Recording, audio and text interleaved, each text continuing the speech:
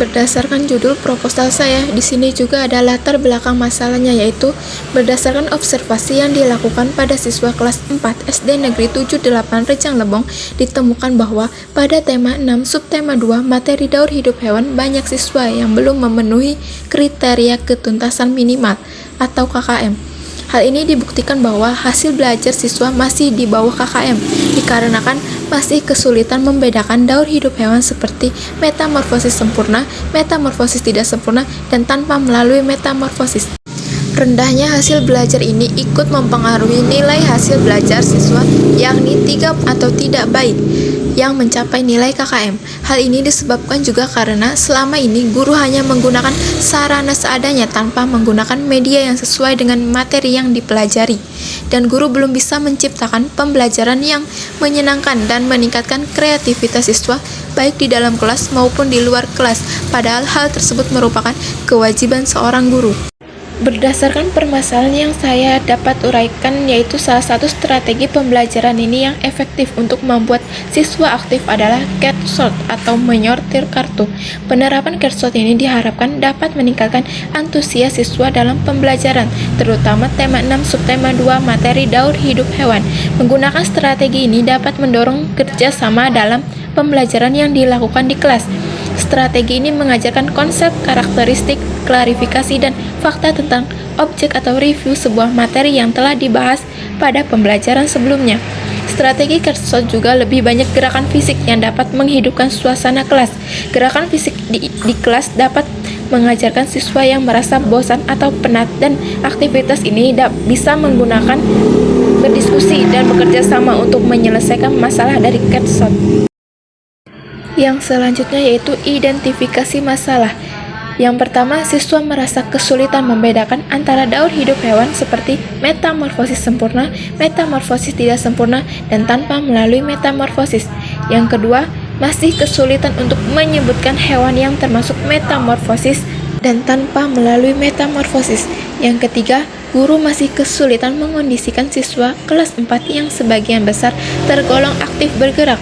Hal tersebut dikarenakan dalam proses penerapan strategi masih belum memenuhi kriteria ketuntasan hasil belajar siswa, sehingga siswa kurang memperhatikan pembelajaran di kelas, dan proses pembelajaran pun kurang mampu menarik minat siswa. Dan yang keempat, hasil belajar siswa juga kurang baik dan belum memenuhi kriteria ketuntasan minimal atau KKM. Dari permasalahan yang dikaji, ada pula rumusan masalahnya, yaitu yang pertama, bagaimana penerapan strategi cat sort pada tema 6 subtema 2 materi daur hidup hewan untuk meningkatkan hasil belajar siswa kelas 4 SD Negeri 78 Rejang Lebong. Yang kedua, bagaimana peningkatan hasil belajar siswa pada tema 6 subtema 2 materi daur hidup hewan setelah menerapkan strategi cat sort untuk kelas 4 SD Negeri 78 Rejang Lebong. Tujuan dari peneliti ini yaitu untuk mengetahui penerapan strategi cat sort pada tema 6 subtema 2 materi daur hidup hewan pada siswa kelas 4 SD Negeri 78 Rejang Lebong. Kedua, untuk mengetahui peningkatan hasil belajar pada tema 6 subtema 2 materi daur hidup hewan melalui penerapan strategi cat sort pada siswa kelas 4 SD Negeri 78 Rejang Lebong. Manfaat dari peneliti yaitu yang pertama ada manfaat teoritis. Ini terdiri dari yang A, mendapatkan pengetahuan atau teori baru tentang cara meningkatkan kemampuan belajar atau meningkatkan hasil belajar pada materi IPA. Yang B, sebagai dasar untuk penelitian selanjutnya.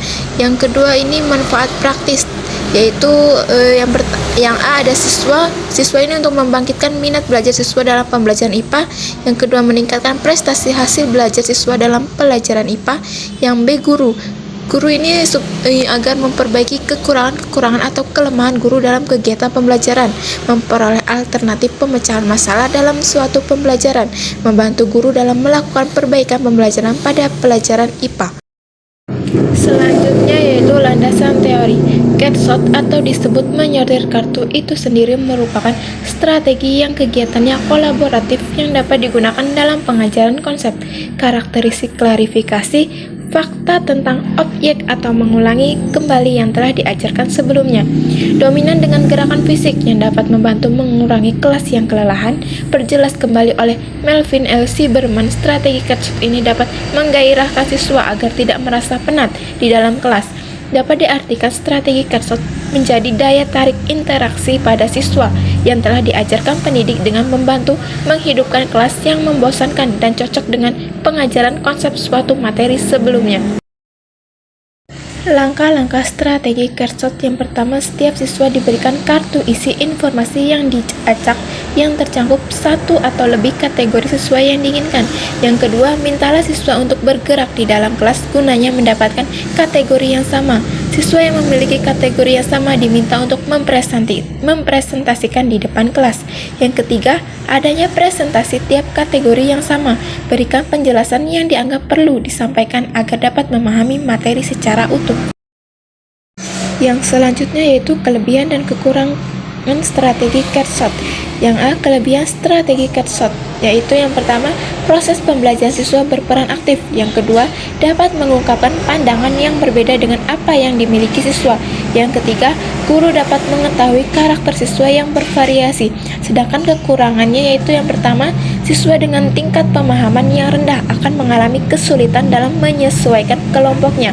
Kedua, apabila guru tidak menguasai kelam maka keadaan kelas cenderung gaduh dan akan menyita waktu. Yang ketiga, bahwa semua bisa terkendali tergantung dalam pengajaran atau guru dapat mengondisikan kelas dengan baik. Metode penelitian ini saya menggunakan dengan model Kut-Lewin. Kut-Lewin menyatakan di setiap satu siklus terdiri dari 4 tindakan, yakni perencanaan, tindakan, observasi, dan refleksi. Secara keseluruhan, siklus PTK ini membentuk seperti spiral antara siklus dengan siklus lainnya saling berkelanjutan untuk mengatasi masalah.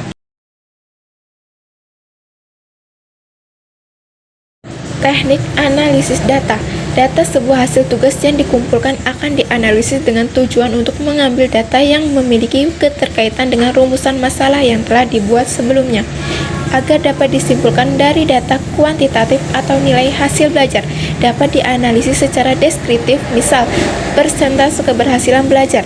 Mencari rata-rata dan kualitatif data yang berupa informasi berbentuk gambaran tentang siswa.